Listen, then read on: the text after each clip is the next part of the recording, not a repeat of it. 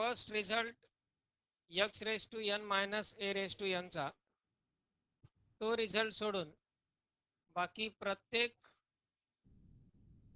जो काही standard form आहे लिमिटचा त्या प्रत्येक ठिकाणी लिमिट आहे x tends to 0. Sine x upon x एवढीच टर्म असेल तर याला काहीही इम्पॉर्टन्स नाही किंवा त्याची व्हॅल्यू इक्वल टू 1 लिहिता येणार नाही. जोपर्यंत लिमिट x टेंड्स टू 0 असणार नाही तोपर्यंत त्याची व्हॅल्यू 1 लिहिता येणार. म्हणजे प्रत्येक स्टँडर्ड फॉर्मसाठी लिमिट x टेंड्स टू 0 आहे. Limit x tends to π/2 sin x upon x असेल त्याची व्हॅल्यू आपण 1 नाही लिहू शकत.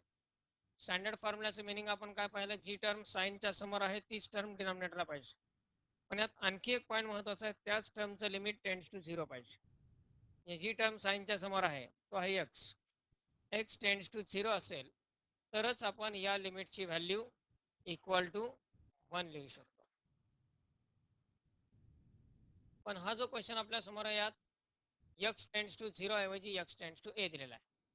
ट्रिगोनोमेट्रिकल टाईप असेल किंवा पुढे येणारे फर्दर टाईप्स असेल, प्रत्येक फॉर्म्युल्यामध्ये x टेंड्स टू 0 आहे. त्यामुळं जर x टेंड्स टू a असेल तर यासाठी एकच कॉमन प्रोसिजर आहे and that is nothing but the method of substitution. Substitution मेथडचा वापर करावा लागतो हे लक्षात ठेवायचं. x टेंड्स टू 0 ऐवजी x टेंड्स टू a प्रत्येक वेळी फक्त aच असेल असं नाही, a च्या ठिकाणी कुठली संख्या असेल x tends to 3, x tends to 5 किंवा x tends to π/2, x tends to π/4 अशा प्रकारची कुठलीही टर्म असेल तरीही समजायचं की आपल्याला सबस्टिट्यूशन मेथडचा वापर करायचा. सबस्टिट्यूशन एक्झॅक्टली काय करायचं आहे की ज्यावेळी limit x tends to a असेल त्यावेळी एकतर x मायनस a किंवा a minus x depending on given function, दिलेल्या फंक्शननुसार या दोन्हीपैकी एक सबस्टिट्यूशन करावं लागेल. आता यात जे एक्झाम्पल दिलं त्यातलं function x minus a he term त्यामध्ये आहे, म्हणजे सबस्टिट्यूशन कुणाच्या जागी करावं लागेल, x मायनस a च्या. सबस्टिट्यूशन करत असताना व्हेरिएबल चेंज होतो. Presently given limit is in the variable x and that variable x we have to change. Variable का चेंज करायचा आहे, कारण तो व्हेरिएबल आहे टेंड्स टू a आणि टेंड्स टू a असेल तर तो स्टँडर्ड फॉर्म्युलामध्ये कन्वर्ट होऊ शकत नाही. जोपर्यंत तो व्हेरिएबल टेंड्स टू 0 अशी लिमिटची टर्म आपल्याला मिळत नाही तोपर्यंत स्टँडर्ड फॉर्म्युला यूज करता येत नाही. यासाठी तो व्हेरिएबल एक्सच आपल्याला एलिमिनेट करायचा आणि त्या जागी दुसरा एखादा सबस्टिट्यूट व्हेरिएबल घ्यायचा. हा व्हेरिएबल कन्सिडर करत असताना सबस्टिट्यूशन आपण काय करणार आहात पहा, put x minus a equal to h. x minus a किंवा a मायनस x आपण घेऊ शकतो, पण या क्वेश्चन मध्ये x मायनस a ची टर्म ऑलरेडी आहे. जर लिमिट x टेंड्स टू 3 असेल तर सबस्टिट्यूशन करायचं x minus 3 equal to h किंवा 3 minus x equal to h. जर लिमिट x टेंड्स टू π/2 असेल तर सबस्टिट्यूशन होईल x minus π/2 equal to h किंवा π/2 minus x equal to tends to 0 ऐवजी टेंड्स टू a असेल हे लक्षात ठेवायचं की सबस्टिट्यूशनचा वापर करावाच लागणार आहे. x minus a equal to h घेतला म्हणजे गिव्हन लिमिट जे की सध्या x या व्हेरिएबलमध्ये ते लिमिट आपल्याला कन्वर्ट करायचं h या व्हेरिएबलमध्ये. आता h हा व्हेरिएबल असेल, x मायनस a च्या जागी आपण h ही किंमत लिहिणार. न्यूमरेटरला साईनच्या समोर एक x आहे, तोही x एलिमिनेट करावा लागेल, त्याचीही व्हॅल्यू h च्या स्वरूपात लिहावं लागेल. मग x minus a equal to जर h असेल तर x इक्वल टू काय येईल, a plus x equal to a plus h. Now what is mean by x tends to a. x tends to a चा अर्थ काय होतो, x tends to a means what, x tends to a means the value of x approaches towards a, or it is nearly equal to a. The value of x is approaching towards a and it is nearly equal to a. What happens if x becomes equal to a? x ची value ज्यावेळेस a होईल त्यावेळी h ची किंमत काय होईल? x ची किंमत ज्यावेळेस a होईल त्यावेळी h ची किंमत 0, कारण यात x च्या जागी जर आपण a सबस्टिट्यूट केला तर a मायनस a काय होईल? 0 होईल. x ची व्हॅल्यू ज्यावेळी a होईल त्यावेळी h ची व्हॅल्यू 0 होणार. म्हणजेच काय? As x approaches towards a, h approaches towards 0. That is, as x tends to a, h tends to 0. आणि हा h tends to 0 मिळवण्यासाठीच आपण हे सबस्टिट्यूशन घेतलेलं आहे. आणि मग आता लिमिटची व्हॅल्यू काय पहा. Therefore limit becomes h tends to 0, x tends to a ऐवजी लिमिट काय आता h tends to 0. आता h हा व्हेरिएबल असेल.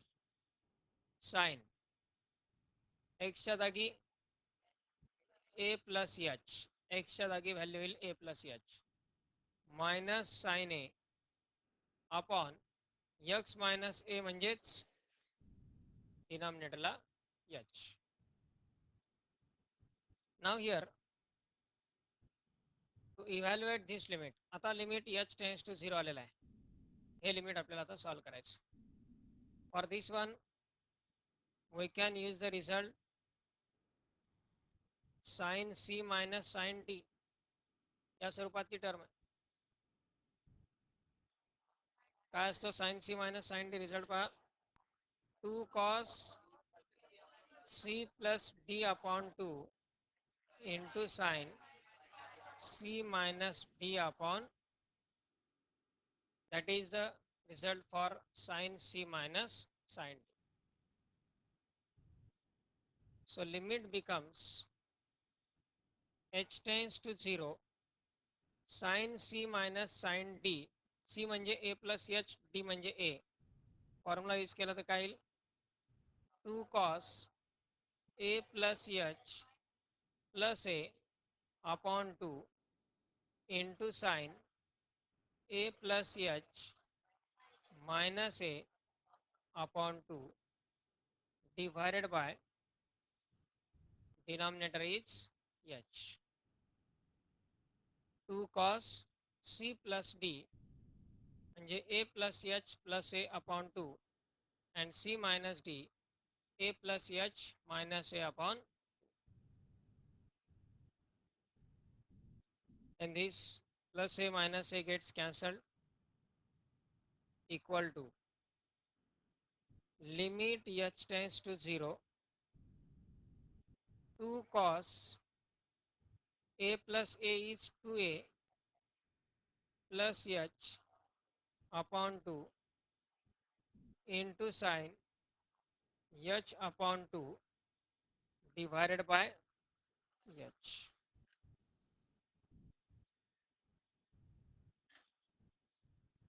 Now here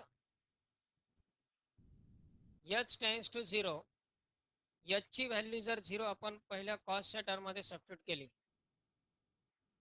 तर cos 2a plus 0 upon 2 म्हणजे cos 2a upon 2 cos a, 0 येते का टर्म? नाही येत. त्यानंतर cos आणि sin दोन्हीमध्ये मल्टिप्लिकेशन आहे, त्यामुळे डिनॉमिनेटरला असणारा जो h आहे तो दोन्हीपैकी फक्त एकाच टर्मसाठी सेपरेट केला जाऊ शकतो, एकतर या साईनच्या टर्मला किंवा कॉसच्या टर्मला. पण कॉसच्या टर्मला अपॉन h ची आवश्यकता आहे का काही?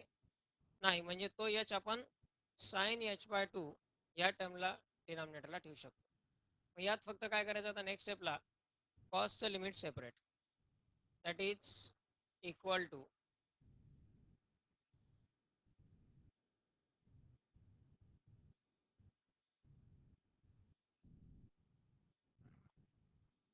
Limit h tends to 0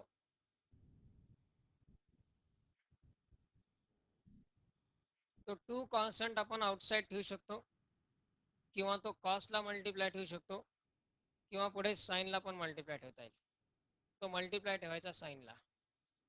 कॉसचं limit फक्त सेपरेट घ्यायचं. That is cos 2a plus h upon 2 into limit h tends to 0 2 sin h by 2 upon h. पहिल्या लिमिटमध्ये h ची व्हॅल्यू 0 सबस्टिट्यूट करा. That is equal to cos 2a plus 0 upon 2 into limit. Second limit standard फॉर्ममध्ये convert होण्यासाठी साईनच्या समोर term आहे h by 2 upon पाहिजे परत h बाय 2. यासाठी काय करावं लागेल, 1 बाय 2 ना डिवाइड आणि मल्टिप्लाय. म्हणजे टर्म होईल 2 sine h by 2 upon h आहे सध्या 1 बाय 2 ना डिवाइड आणि 1 बाय 2 ना मल्टिप्लाय केला. यात काय होणार आहे, हे 2 2 कॅन्सल होतील आणि शिल्लक काय राहील, sine h by 2 upon h by 2. त्या लिमिटची व्हॅल्यू आपण नंतर 1 लिहू शकतो. पण यात या एवढा प्रोसेस करत बसण्याची आवश्यकता नाही आहे. हा जो 2 आहे साईनला मल्टिप्लाय तो तर कॅन्सलच होत आहे. ही प्रोसेस केल्यानंतर मिळणारी टर्म कशी आहे पहा, 2 कॅन्सल होतो, sine h by 2 upon h by 2 राहतो. मग आपण डायरेक्ट हा जो 2 आहे मल्टिप्लाय असणारा तो जर h अपॉन 2 घेतला, डिनॉमिनेटरचा डिनॉमिनेटर तो आपण कुठे घेऊ शकतो, न्यूमरेटरला घेऊ शकतो. डिनॉमिनेटरचा डिनॉमिनेटर न्यूमरेटरला येतो. मग हीच प्रोसेस जर रिव्हर्स केली म्हणजे न्यूमरेटरची टर्म आपण डिनॉमिनेटरच्या डिनॉमिनेटरला लिहू शकतो. न्यूमरेटरची टर्म डिनॉमिनेटरला येणार नाही, डिनॉमिनेटरच्या डिनॉमिनेटरला. म्हणजे हा जो या ठिकाणचा 2 आहे साइन h बाय 2 हा 2 डिवाइड घेतला. हे यासाठी ही पण प्रोसेस आपण 1 बाय 2 मल्टिप्लाय वगैरे करू शकतो. पण हा प्रॉब्लेम आपल्याला बऱ्याच ठिकाणी बऱ्याच इतर एक्झाम्पललाही ॲज इट इज अटॅच करायचा आणि पुढे त्याच्या आणखी काही एक्स्ट्रा स्टेप या प्रॉब्लेमच्या पूर्वी असणार आहेत. अननेसेसरी त्याची लेंथ इन्क्रीज करण्यापेक्षा रिड्यूस स्टेपमध्ये आपण हा प्रॉब्लेम लक्षात ठेवू शकतो. प्रोसेस काय काय केली यामध्ये पहा. पहिल्यांदा substitution x minus A equal to h, x equal to A plus h. As x tends to A, h tends to 0. Substitution केल्यानंतर sine C minus sine D हा फॉर्म्युला यूज केला. त्यात हा प्लस ए आणि मायनस ए cancel झाला. नंतर कॉसचं limit separate घेतलं, त्यात h ची किंमत 0 टाकून दिली आणि हा जो 2 आहे मल्टिप्लाय साईनला तो 2 आपण डिवाइड घेतला. पहिली टर्म काय येईल, कॉस 2a अपॉन 2 म्हणजे a इंटू लिमिटची व्हॅल्यू डायरेक्ट 1 लिहिता येईल. That is equal to cos. आता हीच प्रोसेस डेरिव्हेटिव्ह मध्ये आहे. By using first principles sine एक्सचा डेरिव्हेटिव्ह तयार करण्याची जी प्रोसेस आहे ती प्रोसेस कशी पहा. फर्स्ट प्रिन्सिपल मध्ये व्हॅल्यू सबस्टिट्यूट केल्यानंतर म्हणजे प्रॉब्लेम स्टार्ट होतो या ठिकाणाहून. Limit h tends to 0 sine a plus h minus sine a upon h. इथून प्रॉब्लेम स्टार्ट होतो शेवटपर्यंत ॲज इट इज. फक्त एक मायनर चेंज यामध्ये असा आहे, या एक्झाम्पलमध्ये जसा ए हा कॉन्स्टंट आहे तसं त्यात x हा कॉन्स्टंट आहे. लिमिट h टेन्स टू 0च आहे. लिमिट h टेन्स टू 0च म्हणजे लिमिटचा व्हेरिएबल कोण झाला, h. लिमिटचा व्हेरिएबल h आणि a या कॉन्स्टंट ऐवजी फक्त x हा लिमिटचा कॉन्स्टंट म्हणून वापरला जातो. आणि जर a च्या जागी फक्त x ठेवला तर या पूर्ण एक्झाम्पलचं फायनल आन्सर काय येईल, cos x. and that's why derivative of sin x is cos x. sin x चा डेरिव्हेटिव्ह cos x कशा पद्धतीने तयार करायचा त्याची पूर्ण प्रोसेस हीच आहे.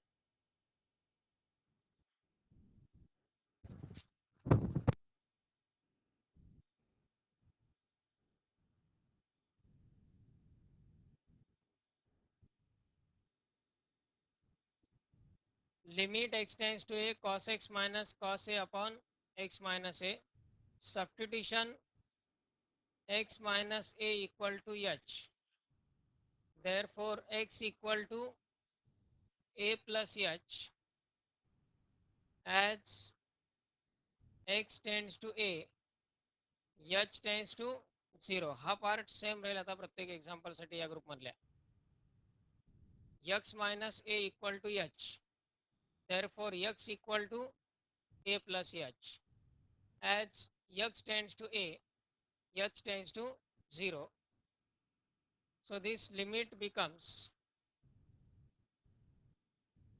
h tends to 0. x tends to a ऐवजी लिमिट होईल h tends to 0. cos x म्हणजेच a plus h minus cos a upon x minus a च्या जागी h. Now here, using the result cos c minus cos d, cos c minus cos d equal to minus 2 sin c plus d upon 2 into sin c minus d upon 2. Minus 2 sin c plus d upon 2 into sin c minus d upon 2. Then limit becomes h tends to 0 minus 2 sin c plus d means a plus h plus a upon 2 into sin a plus h minus a upon 2 divided by denominator is h as it is. This plus a minus a gets cancelled equal to minus फक्त outside घेतला limit h tends to 0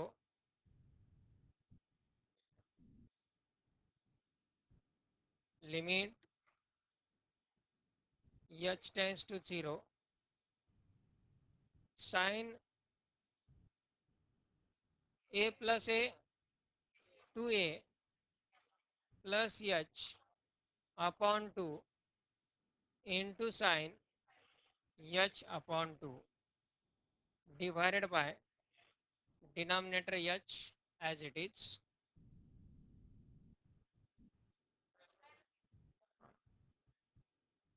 Two into minus outside घेतलाय equal to minus limit h tends to 0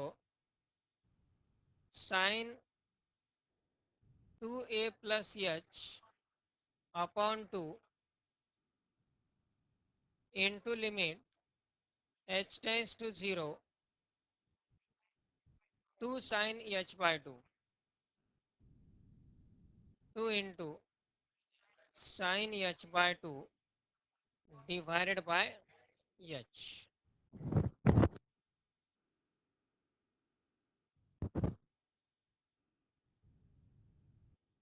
Next, substitute h equal to 0 in the first limit, that is minus sin 2a plus 0 upon 2 into limit h tends to 0 2 divide घेतला denominatorला sin h by 2 upon h by 2.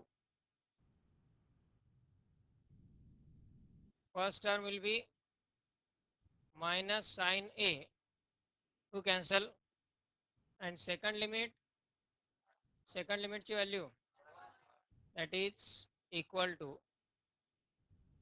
minus sin a into 1 So answer is minus sign